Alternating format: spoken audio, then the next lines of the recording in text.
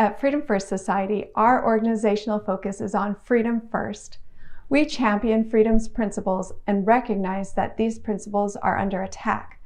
An important part of our mission is to strengthen freedom's foundations. We start here by examining what those foundation blocks are.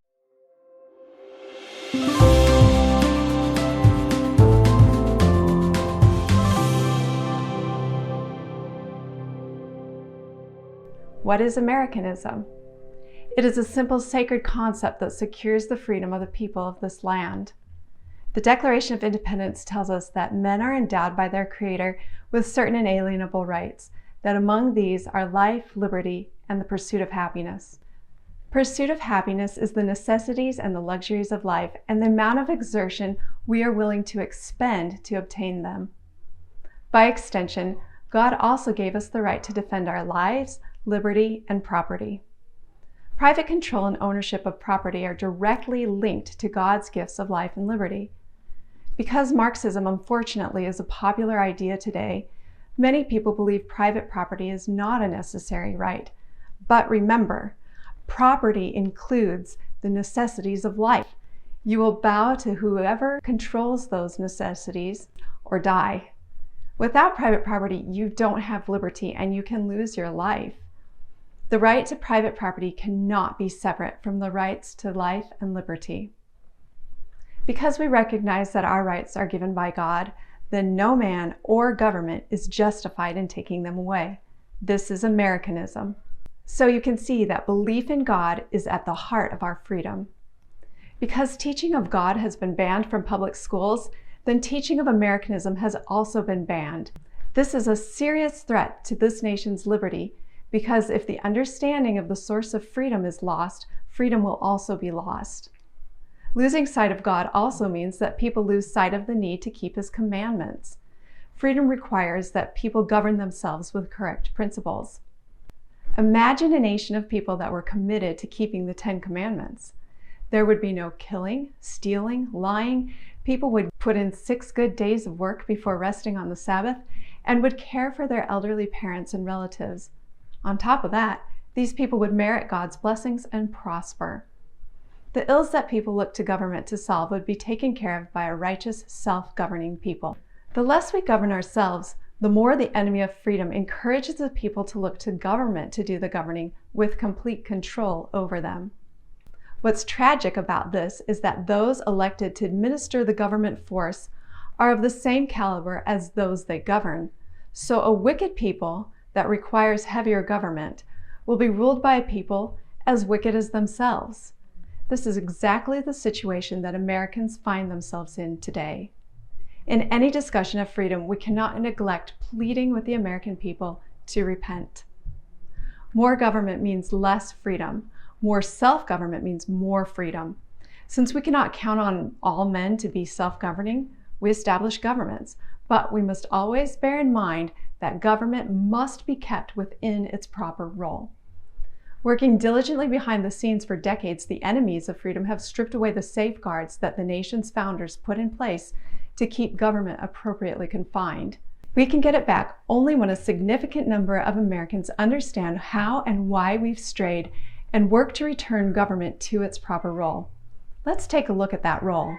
Even though government doesn't give us rights, we need it to secure our rights.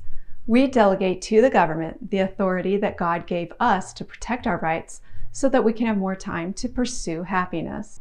Let's illustrate man delegating the authority that God gave him to protect his life, liberty, and property. Consider the Wild West. The ranchers are having a hard time getting anything done because they spend all their time defending their families and cattle from bandits. The ranchers get together and hire a sheriff to defend them from the bandits so they can get on with the business of ranching. This doesn't mean that the ranchers have forfeited the right to defend themselves to the sheriff. They are just sharing that power with him. This is legitimate government. Consider the following situations. Do they exhibit legitimate government under the delegated authority of we the people? The sheriff promises everyone that they would be safer without guns, so he makes a law against them and confiscates the guns of all the law-abiding ranchers. No, the sheriff does not have authority to take away the right to defend oneself with a firearm. Additionally, the ranchers don't have the authority to vote away their neighbors' rights to defend themselves with a gun. Now consider 3 ranchers. One has 3 horses, the other has 2 horses, and the last has 1 horse.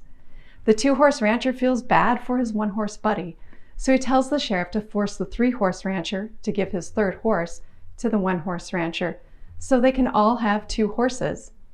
Did God give anyone the authority to take property from another by force like that? No. Well, then no one can delegate that job to the government. Government is force. It represents you.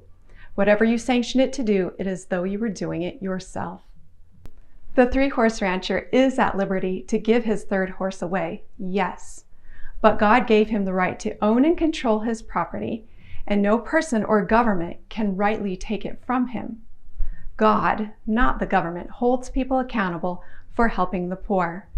Religious people understand that.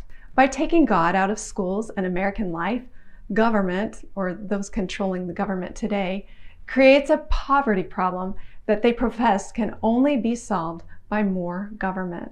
Governments are run by humans, and human nature tends to abuse power. If this weren't true, we wouldn't need government protection from other humans. The humans running the government must have laws to stop them from abusing the power that we delegate to them.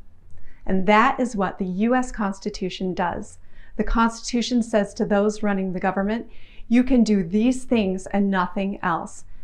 That is why the Constitution has been and always will be so vitally important. The enemies of freedom have seen to it that the U.S. government has stepped way outside its proper role. Instead of government merely protecting rights, Americans turn to government for nearly everything. This has greatly expanded the power of government, which those enemies of freedom are eager to wield.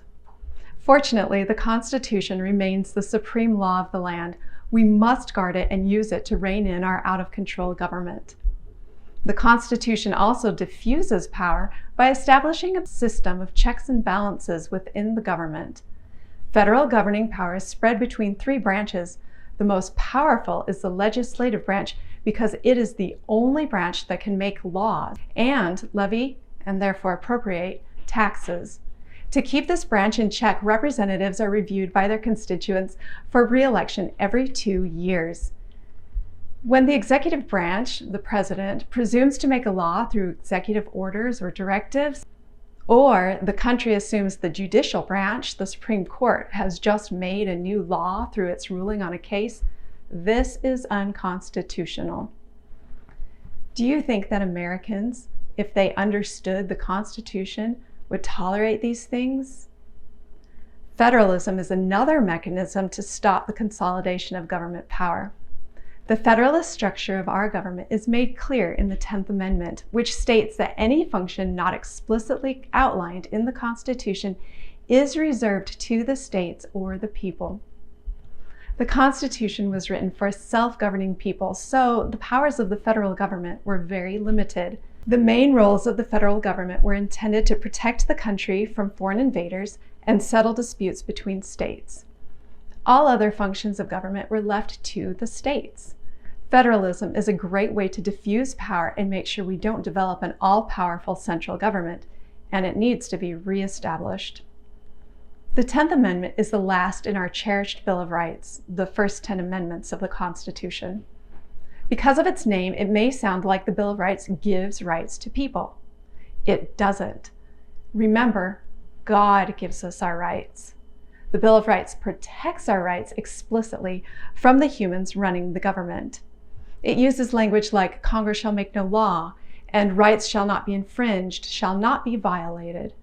Governments and the corrupt people behind those governments throughout history have been the worst violators of human rights.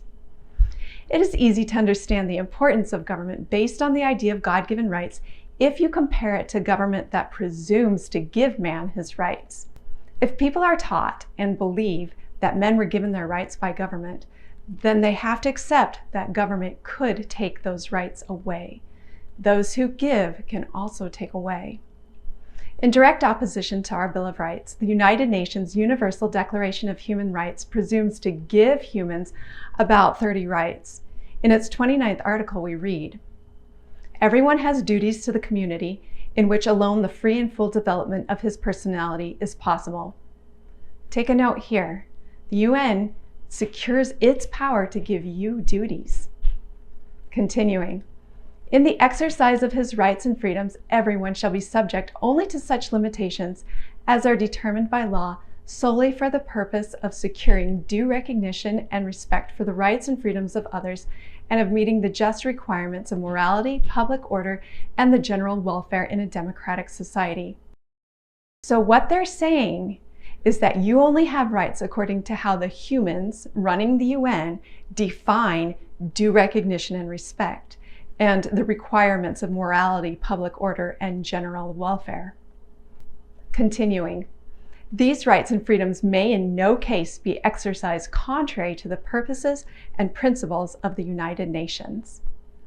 This means that you can only exercise your rights in the way that the humans at the UN say you can. That should not make you feel free or safe, but maybe it helps you really appreciate our Constitution and helps motivate you to have a desire to defend it. Throughout all of history, our nation alone has recognized that rights come from God and that government's only function is to protect the rights of the people. Very few people have enjoyed the blessing of freedom as we have in the United States. If we lose sight of Americanism, we will find ourselves under the same rule as other nations, which is some form of Marxist slavery, not freedom. In Freedom for Society materials, you will often see our opposition to involvement in regional arrangements, like the USMCA, which is the United States-Mexico-Canada Agreement, and the United Nations. While we can name many reasons for our opposition, the overarching reason is that the nations we combine with in those governing bodies do not recognize that people's rights come from God.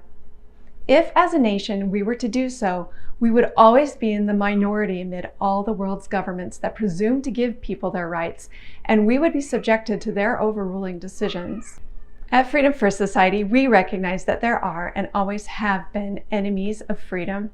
The very fact that the principles of freedom have been obscured or done away with entirely from society and have been replaced with the principles of socialism taught in the Marxist school system is evidence of their existence. It also means that sharing the knowledge of the principles of freedom falls heavily on the shoulders of individuals.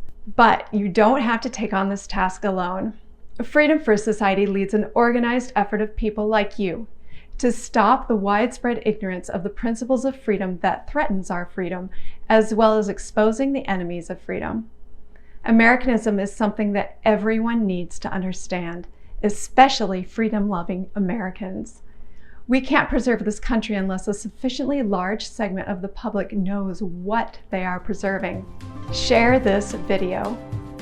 Visit freedomforsociety.org to look into becoming a part of an organization to inspire people to champion the principles of freedom, to build a truly informed electorate, and to help save our country.